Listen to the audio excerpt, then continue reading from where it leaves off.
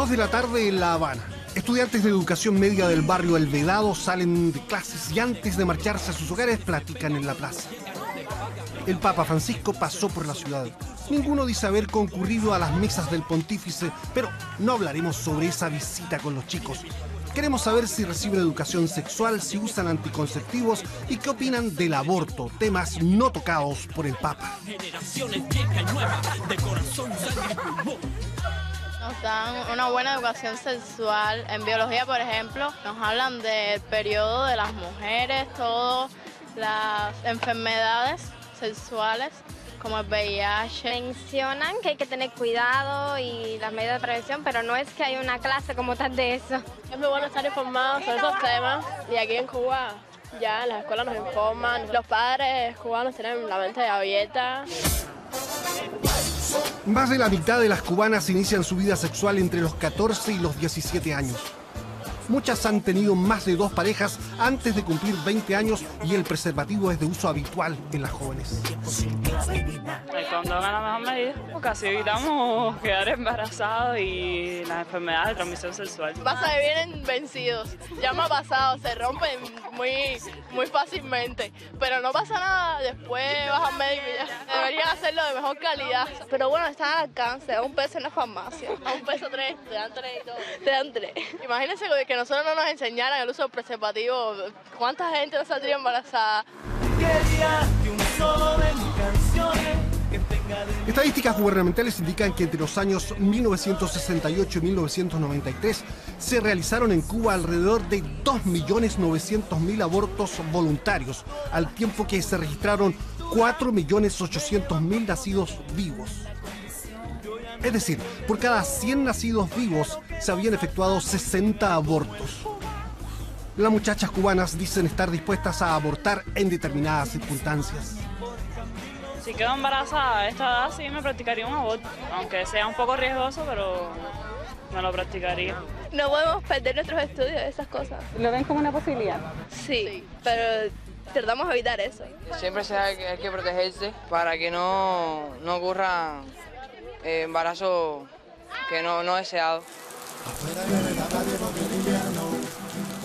En Cuba, 1 de cada 4 abortos se practican en mujeres menores de 20 años.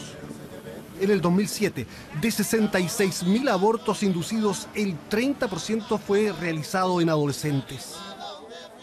En el 2009, la cifra subió a 84.687 abortos. Eso no es mucho si se compara con los 160.000 abortos registrados en 1986. El procedimiento es seguro y se realiza en hospitales por médicos competentes. Así y todo, Cuba tiene una mayor mortalidad materna por partos que Chile y ello podría deberse en parte al aborto. Si quedara embarazada, prefiero abortar porque, no sé, yo no estoy preparada para tener un hijo hasta allá. Yo no trabajo, no tengo ni una carrera. El aborto o legrado, como se le llama en Cuba, está despenalizado desde 1965, aunque estaba permitido para determinadas causales desde 1936. No hay una ley que lo regule, pero se hace usualmente entre las 6 y las 12 semanas de embarazo. No se considera aborto a la llamada regulación menstrual, una forma menos invasiva que el raspaje. Consiste en una aspiración del útero que se practica hasta las 6 semanas de embarazo. Para nosotros las personas que practicamos la religión católica, como quiera que sea, eso es un crimen. Como María. De este tema no habló Francisco en su reciente gira por Cuba y tampoco la iglesia cubana. Eso llama un poco la atención, ya que en otros países la jerarquía emplea artillería pesada contra la interrupción del embarazo. En Cuba hay un aborto libre, se habla de la regulación menstrual entre las 4 y las 6 semanas y a los 30 años las mujeres ya han tenido 4 o 5 abortos y ustedes, la iglesia, no dicen ni pío. Primero sí nos escandaliza, nos duele mucho. Primero esos eufemismos falsos, ¿no? Regulación menstrual, etc. Es muy doloroso en Cuba que sea tan alto el índice de abortos. Creo que aunque hubiera uno solo ya sería muy lamentable. Claro, ha habido un proceso que se ha ido institucionalizando como parte, yo diría, la crisis de familia es un factor que incide mucho. Todo el proceso de desorientación de la juventud. Ahora, si la iglesia se dice más que Pío, la iglesia en su predicación, claro, no podemos llegar al Parlamento como en Chile, quizás un diputado, y decir, mira, nosotros no queremos el aborto y vamos a hacer una campaña en la prensa. Eso no, en Cuba es impensable. Ni existe el diputado ni existe la prensa católica. Pero sí en los sermones, en la catequesis, en los grupos juveniles, tratamos de mostrar el valor sagrado de la vida. Allá lo hacen con una cierta beligerancia que pueden hacerlo. Acá hacemos desde los medios que tenemos. Y claro, no hay radios, diarios ni colegios católicos. Un estudio de Naciones Unidas indicó que hacia el 2050 Cuba estará entre los 10 países más envejecidos del mundo. La culpa en este caso no es del bloqueo norteamericano. Le planteó el problema a Alex Castro, uno de los 5 hijos reconocidos de Fidel, el líder de la revolución. La gente tiene tanta cultura de lo que es la natalidad y tanta cultura de lo que es la familia. Ha crecido mucho, la gente se han ampliado tanto su cultura que ya se han dado cuenta, cuando tú tenías una familia muy grande, lo que repartía era más miseria, porque ¿quiénes eran los que tenían la familia numerosa? No siempre eran la gente que tenía más posibilidades, eran familias que tenían muy pocas posibilidades. Había familias que tenían 13 y 14 hijos, aunque en el camino se murieran 3 o 4, eso era una cosa normal. Sin embargo, ya en la actualidad en Cuba la gente no tiene tanta... La natalidad no ha aumentado tanto. Pues también está dado por problemas de las posibilidades que tenga la gente, las posibilidades económicas que tenga la gente. Y muchos dicen, ¿para qué voy a tener hijos? ¿Para qué voy a traer una boca al mundo que es lo que le voy a dar? Y eso la gente lo han aprendido mucho. No hay control de la natalidad. Aquí la gente puede tener los hijos que quieran. Lo que sí se le enseña a la población, es decir, a que tengan los hijos que sean deseados, que no es tener hijos como si fuera. Pero tienen un aborto muy fácil, la regulación menstrual y el legrado hasta las 14 semanas de embarazo. Eso contribuye al decrecimiento poblacional. Esta gente que son mayores y dicen eso es por algo. Eso puede contribuir, pero eso también está dado porque las mismas personas saben en qué momento pueden tenerlo o no. Pero también una situación económica determinada influye mucho, determina mucho en la tenencia de un hijo, ¿no? Datos oficiales mostraron que en el 2012 se efectuaron en Cuba 22.424 abortos inducidos en adolescentes entre los 14 y los 19 años de edad. Las pacientes cuando llegan, ya llegan con la idea clara y con el deseo de realizarse la regulación menstrual. La juventud ha acogido también el método de regulación menstrual como si fuera un método anticonceptivo. Es más sencillo para ellos, no les cuesta nada, no tienen que hacer ningún trámite que se demore. ¿Hay diferencias en la conducta sexual de negras, mulatas y blancas? Todas las cubanas son proclives a esta situación que me comentaba, es decir, aquí sí no hay diferencia. Lo que, por ejemplo, en el caso de las chicas negras mulatas, sí, por ejemplo, han descubierto que una forma de salir de Cuba, de mejorar económicamente, es el tema de la prostitución, y a veces también el fenómeno del jineterismo lo utilizan como un mecanismo de defensa para poder hacer prosperar a su familia dentro de Cuba. Para las cubanas, el aborto, como la medicina y la educación gratuitas, es parte de los derechos conquistados gracias a la revolución. ¿Consideras que la posibilidad de abortar es un derecho ganado por la mujer cubana? Bueno, sí. Sí, porque nadie me tiene que obligar a yo decido que yo no estoy preparada. El ingreso per cápita en Cuba es de unos $7.000, 3 veces más bajo que el de Chile. Es un país pobre, sin malls o grandes supermercados, con pocos autos nuevos, con un transporte público miserable al lado del cual el Transantiago resulta un lujo y el metro un sueño. Sin embargo, sus logros en educación, salud, cultura y deporte, aunque últimamente deteriorados, son comparables con los de los países más ricos. Sus médicos trabajan en 30 naciones del mundo. Hay muchas carencias, pero nadie se muere de hambre y la propaganda trata de mantener la épica original de la revolución. Pero la economía está oxidada y la burocracia estatal sufre de esclerosis múltiple. Los cambios llegaron con Raúl Castro y un partido comunista que no tiene oposición, según la economista Marta Beatriz Roque. La oposición interna es una oposición muy débil, una oposición sin recursos. No son alternativas de gobierno. Para nada, no somos alternativas. Incluso no tiene la oposición ni un líder, porque son muchos los factores que han incidido en eso y no tenemos ni un líder. No hay libertad política, pero sí más libertad para los emprendedores y la inversión foránea que han galvanizado la economía con restaurantes y negocios. Está creciendo el sector no estatal. Hace 20 años el sector no estatal eran 5% de la fuerza de trabajo, hoy es el 25%. Y los planes del gobierno, que están escritos, es que el 40% de la economía cubana sea no estatal, es decir, cooperativa y privada. Un enorme y moderno terminal de contenedores se construye en Mariel. Allí se establecerá una zona franca para que se instalen inversionistas privados de todo el mundo. Todos anhelan que el deshielo con Estados Unidos traiga el fin del bloqueo, muchos turistas y más intercambio con los billones de cubanos descendientes que viven en el extranjero.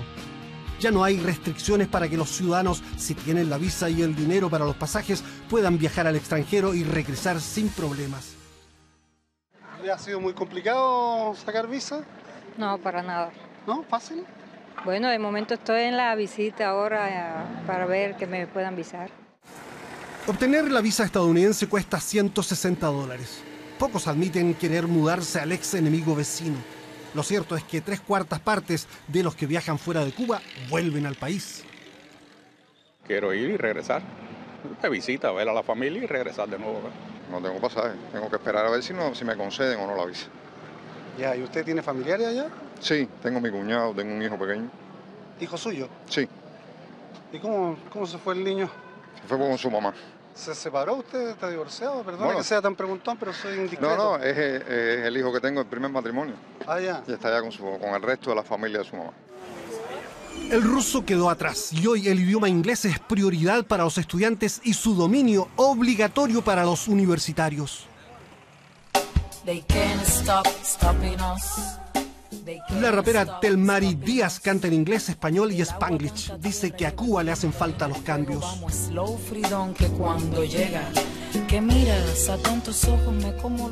Tengo miedo que pasen cosas como las que he visto en otros lugares. Yo estaba en San Juan, Puerto Rico, por ejemplo, ¿entiendes? Espero que se mantengan las cosas buenas, importantes y básicas de la revolución. Espero que...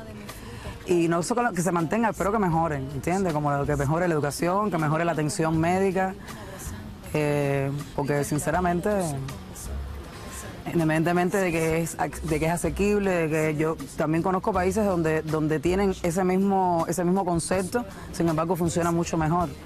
Y sí, no sé, los hospitales están en muchísimo mejor estado. No sé, yo pienso que hay cosas que van a ser para bien. Pero ya están pasando cosas que rompen la relativa equidad social de los años 70. Este es un país donde la gente se mira de igual a igual, donde yo te diría que la mayor riqueza que tiene es la dignidad de sus personas, pero sí se observan diferencias económicas no tan atroces como en nuestro país, y esperemos que nunca llegue a eso, pero sí se están produciendo productos de que hay gente que por sus actividades, por su posibilidad de desarrollo cuentapropistas básicamente, son capaces de generar mayores ingresos. Aquí lo que se está desarrollando es el pequeño empresario, el pequeño productor, tanto en el agro como en el área de la construcción.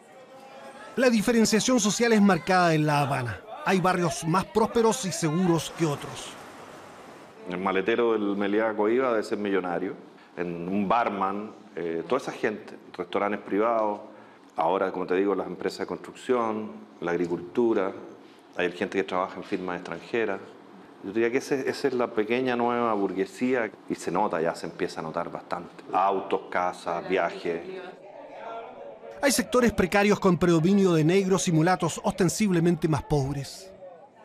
La desigualdad está aumentando y por ejemplo podemos visitar barrios donde la mayoría de la población es negra, donde la desigualdad es muy visible, pero también si nos adentramos en esa llamada Cuba profunda, también podemos ver que dentro de esa Cuba profunda hay barrios totalmente poblados por población blanca, donde la la pobreza también es extrema. Incluso hablar de pobreza en Cuba es una mala palabra. Se habla de la pobreza o de la desigualdad. Cuando se habla de pobreza o desigualdad, se habla de América Latina o lo que puede estar sucediendo al interior de los Estados Unidos.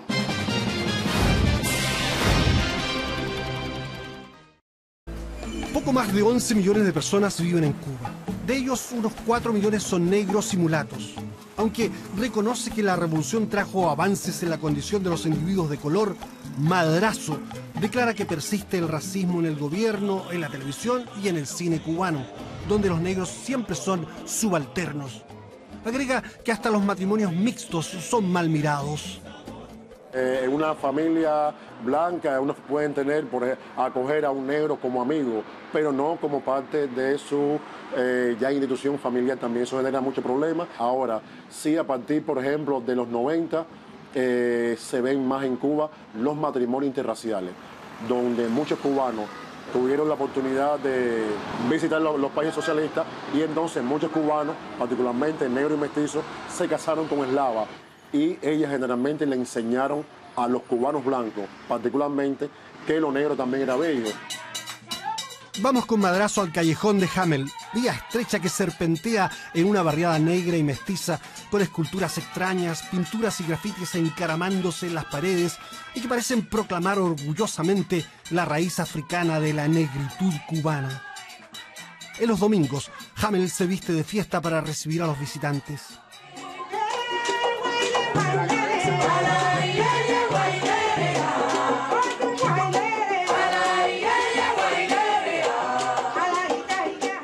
Curiosamente, el hombre que promueve la cultura afro en el callejón es el pintor blanco Salvador González, un santero, un seguidor de la religión yoruba, que ha puesto esfuerzo y creatividad en este enclave pobre, progresivamente transformado en imán para extranjeros que quieren salir de los circuitos turísticos habituales. Con despojos, construye Salvador aulas para enseñar arte a los niños. ¿De dónde saca recursos para el cemento y pagar a los trabajadores? De mi arte, vendiéndolo. Pero algún aporte del gobierno tienes que tener. Ninguno. Nada. Nada. Me estás grabando y te lo digo, nada. El proyecto de Salvador comenzó hace más de 20 años. Está dedicado a los temas de la cultura afrocubana, o sea, la cultura de origen africano. Aquí toda esta parte de acá es la composición de lo que es mi estudio. No te puedes imaginar cómo estaba mi estudio. Ya mi estudio tiene otra prestancia, ¿no? Y la gente, bueno, que disfruta del lugar. No me lo compren todo porque después no tengo nada que vender. Después no tengo nada que vender. El señor de la televisión de Chile, importante periodista chileno, que nos visita acá, que nos trajo un pastel de choclo, nos trajo una humita y el de las 1000 hojas, ¿no? También. ¿Tú no pareces afrodescendiente? ¿Te parezco árabe descendiente? Sí, probablemente. Tú no pareces chileno. La santería o regla de Ocha está de moda en Cuba. Se nos dice que mientras el catolicismo solo convoca gente cuando viene un papa y los templos pasan vacíos, la religión afrocubana se expande por toda la isla, atrayendo no solo a negros, sino también a muchos blancos. En el caso de la santería, la gente se aferra a una tabla, lo ve como una tabla de salvación en la cual puede lograr una vivienda, en la cual puede lograr una salida definitiva del país, en la cual puede lograr un viaje al exterior para reunirse.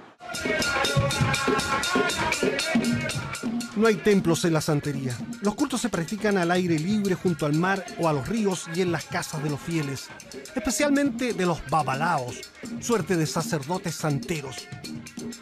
En algunos ritos, la música y el baile crean atmósferas inquietantes en que las deidades u orillas parecen entrar en los cuerpos de los ejecutantes. La religión llegó con los esclavos traídos de Nigeria. Perseguida por los conquistadores, sobrevivió asociando santos católicos a dioses africanos como Santa Bárbara, patrona de la artillería. Para los santeros encarna a Changó, dios del trueno y la tempestad. Como el catolicismo, la santería fue asediada durante casi 20 años de revolución. Es lo que cuenta el babalao Víctor, rodeado de sus dioses Yamayé, El Equa, Oshum, Echu. Sí, aquí en mi casa se hacía un ceremonial y había un niño, el padre podía ser detenido. Los padres podían ser detenidos y perder la custodia del niño. Vivíamos en el anonimato, se puede llamar así. Siempre, durante muchos años, tuvimos que esconder nuestras actividades. Si eras santero, no podías pertenecer al Partido Comunista, ni a los jóvenes comunistas. No podías tener una carrera universitaria, no podías hacer ningún viaje de estudio. Y entonces había muchas personas, muchas iniciadas, que escondían sus atributos, negaban públicamente, no se exponían. Los collares, los ideas, todos estaban ocultos. Cambiaron la modalidad de la iniciación, porque para iniciarnos siempre tenemos que raparnos el cabello, y lo hacían. Se mantenían con su cabello, había que estar vestido de blanco durante un año. No se vestían de blanco, se vestían de colores.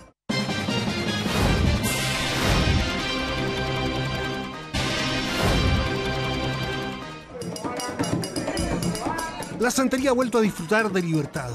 En miles de casas se practican regularmente sacrificios de animales. Bueno, la base de nuestra religión es el sacrificio.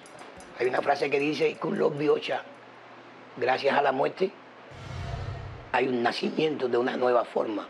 Es el principio de la creación. En este momento, en cada funeraria que haya una persona que haya muerto, en un hospital están haciendo un niño. Es el ciclo natural. Y nosotros, para acelerar ese ciclo de que una persona necesite una nueva forma, necesite algún beneficio que no haya nacido en su vida, entonces tenemos que matar un animal. Una gallina, un gallo, una paloma, un chivo, una chiva, un carnero, etc. En dependencia del poder esotérico que tenga este animal. ¿Y en casos extraordinarios se mataron niños? Nunca, nunca.